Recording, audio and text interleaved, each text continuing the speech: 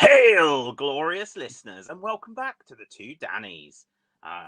What are we talking about tonight? Oh, tonight is the double turn. Love it or hate it, it's in Age of Sigmar. So grab some refreshments and join us in the Two Dannies. Wow, it's just cool like there. it's just like a knockoff two-piece podcast. This is like the Poundland special. Well, the budget version. over because we haven't done one for a while, so you just needed to get that out there. I went to Poundland today and I bought 2 t-shirts. They were £3 each. I love it. I went to UK Games Expo at the weekend and merrily spent like 150 quid on a brand new skirmish game and a couple of games for the kids, but I won't spend more than 3 quid on a t-shirt.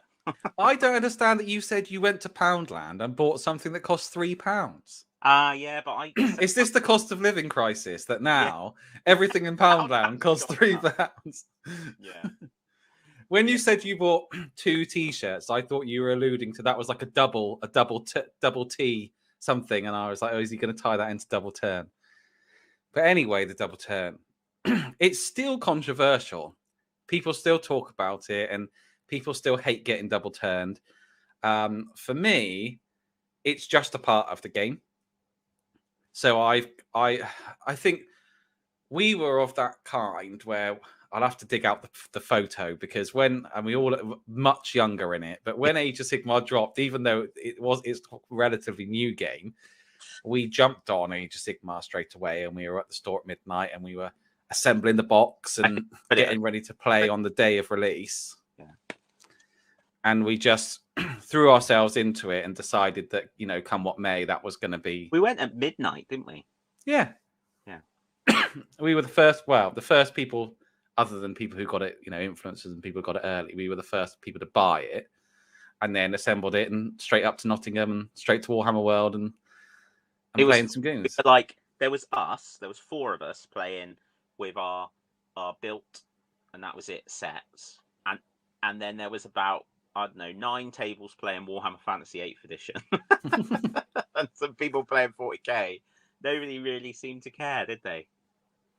Just us. So yeah. I think we just went with it from the start and we're like, okay, this is how the game is played. But actually, I really like the double turn. And the more I've played Age of Sigmar, the more I have not necessarily considered the double turn an advantage. And there are times in the last game I played with Tom, I gave away the double turn deliberately to try and get it in the next go. And I think you just have to, and it's not always possible. And I get this because there are things like Armies of Dragons where they're just going to steamroll you. And unfortunately, that's just part of how the meta has gone. But I don't think it's an issue with the mechanic of the game, because you can, or you used to be able to do things with screens and stuff like this where you could kind of negate the effects of being double turned. Yeah, you've just got to consider it. Like, you have to consider loads of things. I love it. I really love it. So much so that when I play another game, I miss it. And I'm almost like, oh damn, that can't happen. Because I really like it because it adds an extra element of the unknown. I guess it does. It can mean that you get more times, I think, where a game maybe comes down to that dice roll. It's so important that, on that dice roll. But I do really enjoy it. I really enjoy it because often it has in the past taken a game that was clearly in my favor and swung it against me to make it more interesting, and vice versa. It's been, a case of games going great. Oh, you get a double turn, you're back on the front foot. You've got the initiative back. But equally, there's always that chance that you get the double turn, but you've got to make it worthwhile, because you may then get double turn response. So you have to then commit and go for it. And like you say, sometimes you have to think, well, do I really want the double turn? And I think also it makes the whole going first question more interesting. Whereas normally, I guess, you would maybe normally go first. I mean, maybe not so much in a fantasy battle game with less ranged weaponry, I suppose. But I do think it makes the decision to go first or not. Well, it makes it really interesting because, like, I think about it for my Khorne. So Khorne, naturally, I want to be in your face. Well, if I go first, unless I'm running the Gore Tide with the whip people, I'm not going to be in combat on turn 1, or very unlikely. And actually, probably not with enough strength. There's probably Khorne people. If there are Khorne people listening, they're like, "Well, you're clearly doing it wrong, you idiot." But anyway, I'm not normally going to be in. So actually, I kind of want the double turn, and I want you to come closer to me. But equally, you've just set up, probably got some units in the open. You don't want to be sort of taken by surprise. You don't want to have stuff just shot off. So, yeah, I love it, mate. I was thinking back to the build I used to take I used to take quite a magic heavy, either cities or mixed order list. And then once I got all the spells and buffs up, if I had a good run with that, like there used to be sort of ridiculous things you could do with the Phoenix, where if you took a combination of them and the Sisters of the Thorn, you could make it bounce back mortal wounds, and then you could increase its save up so many times. It would have a ridiculous save, and then on a 4+, it would cause a mortal wound back to whatever attacked it, and then it would have a ward save. So it was, but once you'd set that up and you've cast enough spells and got enough buffs onto the Phoenix, I would think, goodness me, I don't want to go again because I might never get that again. I want to make this last as long as possible, so I'm going to keep it the opponent's turn. So that's quite interesting. But I will say, in favour of the people who are against the double turn, that, like I said, with some things in the meta, if you're going up against an all-dragon army, and it used to be like this with Flesh Eater Courts. Do you remember when they first had that, their dragon could always struck first on the charge and all this sort of stuff? Like, if you're going up against that twice, I've seen people tabled by that, and it's just... And also the other thing is that if your opponent... I know Age of Sigmar isn't quite as bad as other game systems for this, but if your opponent goes twice, you can begin to feel like you're just not involved. And you don't have any control of the direction of the game. And I know they've done a lot to try and address that with both taking heroic actions and monstrous rampages, and then these new reactive command abilities that you can do, like standing and shooting, and although it's not called that, things like that, and alternate combat. That does kind of draw you back in, but you don't have any, although you can do those things, you still ultimately don't have any control of the flow of the game for 2 whole turns. Yeah, again, it's another example of where it just depends what you want out of a game, and I think you are seeing more of a lean in Games Workshop's rules towards meeting the needs of match play, tournament match, I think, and whether that will then influence this decision, because it does bring a big random element, a significant random element into it. So moving away from that kind of defined fairness, I guess. But I think that's most shown in the fact that, like when you were talking about not being involved, when it's my opponent's turn, it's a jolly good opportunity to sit down and have a drink. And I don't really want to be doing too much in their turn and too much thinking, because I need my brain to have a rest or think about what I'm going to do in the next turn, not be worrying about what's going on too much, But that's because of the style and why I play the game. Somebody at tournament level would not think that way.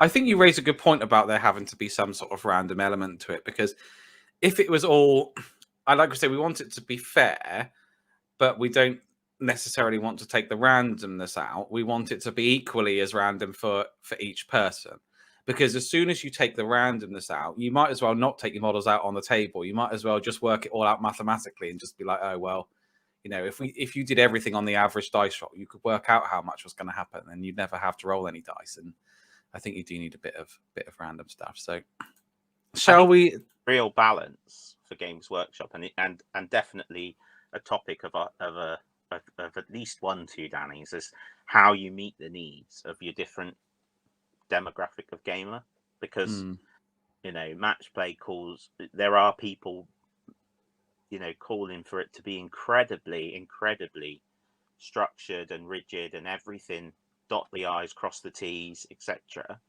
But how do you do that and not take away from the people that just want to chill out, have a beer, and have a bit of Stormcast, listening to metal music, whatever? Well, I would answer, but as you said, it should be a topic for another video. I will I will leave it there. But I think all I would say is I think they could do it with the armies. If you want to be random and fun, you can play Skaven, and if you want to be hardcore and calculated, you can play something a bit more reliable. But let's turn it over to the community. So I asked the community, I said, oldie but a goodie, are you pro or anti double turn? And we had 53 votes, and it came down to 58% pro double turn and 42% anti. You've got very even splits on a lot of these. I know it's quite interesting, but I think I wonder if part of why this one is so even is because the channel is sort of old world Warhammer Fantasy Battles content and Age of Sigmar content. I think there's probably two camps in there, isn't there? Or there might be. And we did have a comment, and it was from Voxkine, and he was pro. However, I would like to see a system like Star Wars Legion where players are actively doing something and are able to manipulate or bet on the outcome. It should still exist. I just wish players had more control.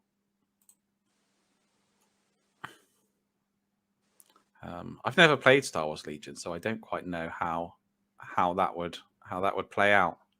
No, I've read the rules a long time ago and I can't remember them. I know you've got 2 fully painted armies of it on the shelf in there somewhere. Part.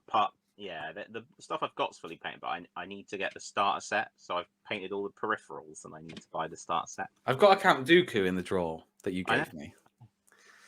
And that's just waiting for the droid army to be contrasted. I was watching this. I'm going off on a bit of a tangent, but I was watching the scene from episode 1 where the droid army all gets deployed and then marches out over the Windows XP desktop background or Teletubby land. Yes. Yeah. We did have another poll on the channel actually, and this is off the back of the previous set of 2 Dannies that we did, where you named yourself the Better Dan. And I did ask, I said, there's been a hot debate since the last 2 videos. Who is the Better Dan? And there were 49 votes. And it wasn't a 50-50 split, but it was close. So Dan got 57% of the vote. And Dan got 43% of the vote. Very good. And we did have some comments. Adrian, bless you, mate. Thank you. Both are great. Malekith, the Eternity King, had his say. And he said, I'm the real Dirty Dan.